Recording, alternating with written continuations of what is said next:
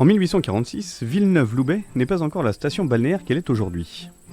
Coincée entre Cannes et Monaco, la bourgade offre tout ce que l'on peut imaginer d'un petit village de Provence.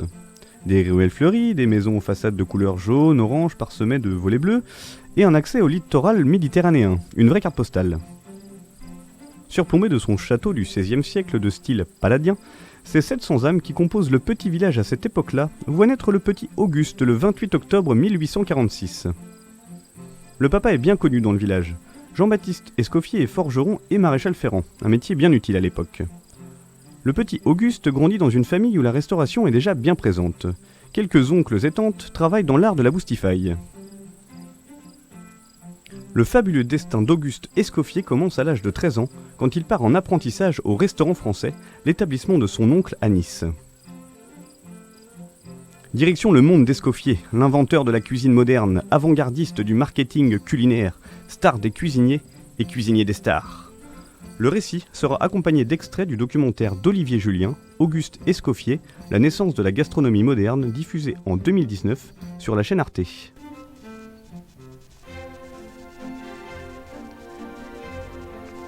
1890. Édouard VII, prince de Galles et futur roi d'Angleterre, est de sortie. Il n'est pas seul. Pionnier de la mode et des tendances de l'époque, il souhaite emmener l'actrice de la comédie française Suzanne Reichenberg dans un beau restaurant londonien. En cette fin de siècle, l'endroit à la mode où haute société anglaise et artistes se retrouvent est l'hôtel Savoy sur Savoy Court. Il n'était pas rare de croiser à l'époque comme clients Oscar Wilde, Claude Monet ou encore James Whistler. Depuis peu, César Ritz a repris l'hôtel, plus axé lui donc sur le côté hôtelier, et Auguste Escoffier lui sur le côté cuisine. L'endroit incarne un luxe novateur à l'époque. Il était par exemple le premier hôtel entièrement éclairé à l'électricité, chaque client pouvant allumer ou éteindre les lumières de sa chambre à sa guise, un véritable luxe. Une autre révolution était en marche au sein des cuisines du palace. Le chef Escoffier réorganisa à sa manière les cuisines du grand restaurant. Explication. Vous entendrez dans cet extrait l'actuel chef du Savoy, Fabrice Lanon. Il met alors en place ce qu'on appelle le système des brigades.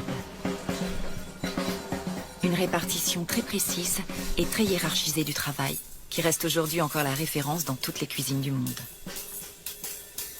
Avant, la cuisine était un peu anarchique.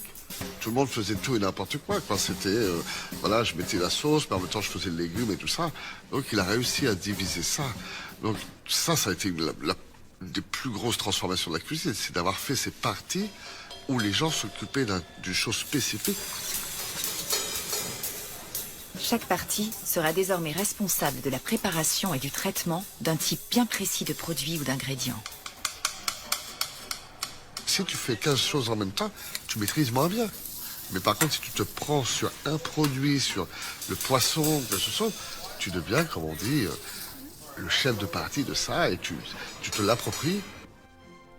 Une véritable révolution donc, qui place Escoffier en avance sur l'histoire, puisque Frederick Taylor, l'inventeur du taylorisme, mettra ce concept en forme seulement en 1911 dans son œuvre La direction scientifique des entreprises. Escoffier n'en est pas à son premier coup d'essai en matière d'innovation dans le monde de la cuisine. Lorsqu'il débarque à Paris en 1873 comme chef de cuisine au Petit Moulin Rouge, il constate avec un certain dégoût l'ambiance des grands restaurants parisiens. Alcool, tabac, insultes, ambiance charbonnée, interdiction d'ouvrir les fenêtres. L'endroit ne correspond pas à l'idée de la cuisine que se fait Escoffier. Il fait évoluer tout ça en mettant en avant ses qualités de management. C'est Thierry Marx, célèbre chef français, qui vous en parle. Pour ses ouvriers, il sera désormais Monsieur Escoffier. Et autour de ses fourneaux, alcool et tabac seront interdits. Sa première préoccupation est d'instaurer dans sa cuisine un climat plus calme et respectueux, indispensable selon lui à une pratique plus créative du métier.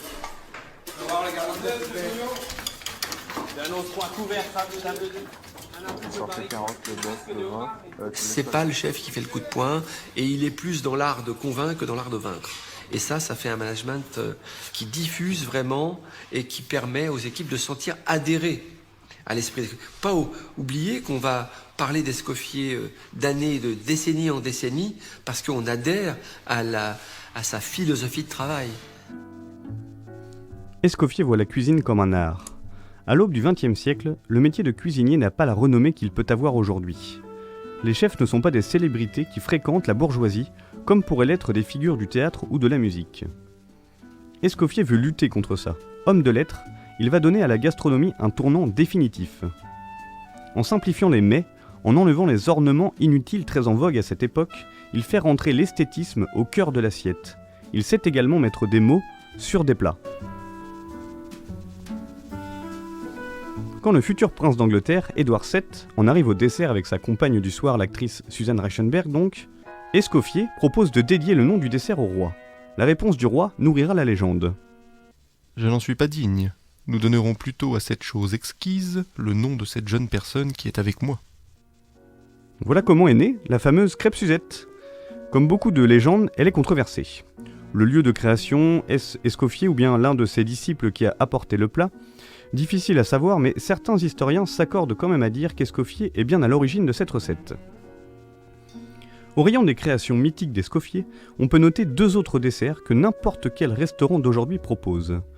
La poire belle Hélène, qu'il a créée lors de son passage à Nice, mais surtout l'incontournable pêche melba. Elle est décrite page 851 de son œuvre majeure, le guide culinaire aide-mémoire de cuisine pratique. Pocher les pêches au sirop vanillé, les dresser en timbales sur une couche de glace à la vanille et les napper de purée de framboise. Le tout servi sur un cygne de glace en hommage à Nellie Melba, la cantatrice australienne qu'Auguste a vue en représentation la veille de la création de ce dessert.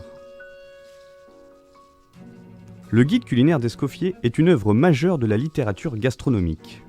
Yves Cantebord et Michel Roth, 2 grands chefs étoilés français, sont aux explications.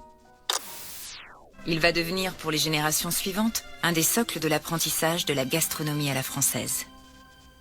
Quand j'ai commencé mon métier, on m'a dit il faut que vous achetiez le guide culinaire d'Escoffier et le répertoire de la cuisine qui était fait par 2 anciens d'Escoffier.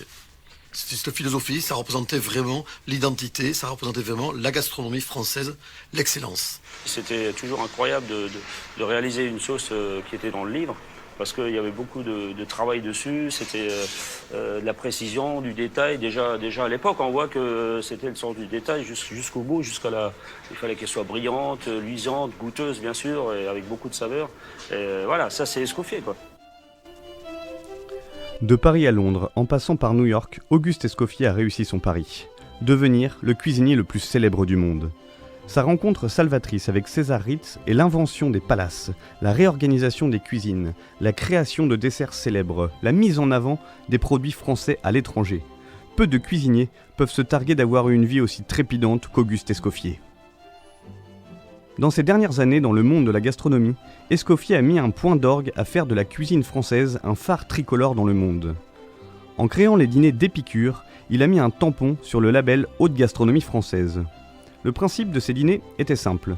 Dans des dizaines de restaurants du monde entier, un menu pensé par Escoffier était servi pour faire connaître et adouber la gastronomie française.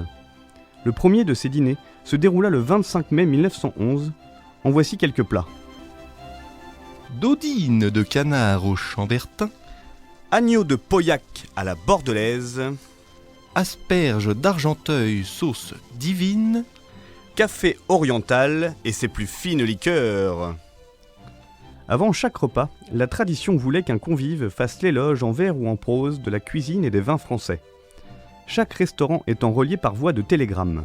On vous laisse imaginer la prouesse technologique que cela représentait en cette année 1911. Le premier message fut celui-ci.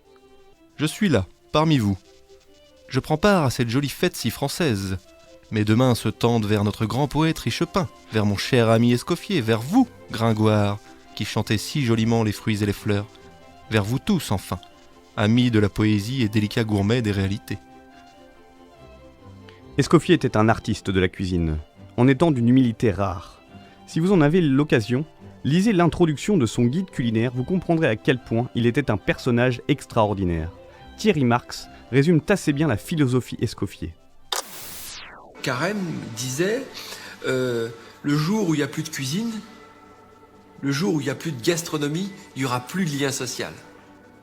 Et je crois que Escoffier, il est comme ça, et il se dit, effectivement, si les gens ne se parlent plus, si les gens ne mangent plus ensemble, eh bien, Et bien c'est la catastrophe, les gens vont se séparer.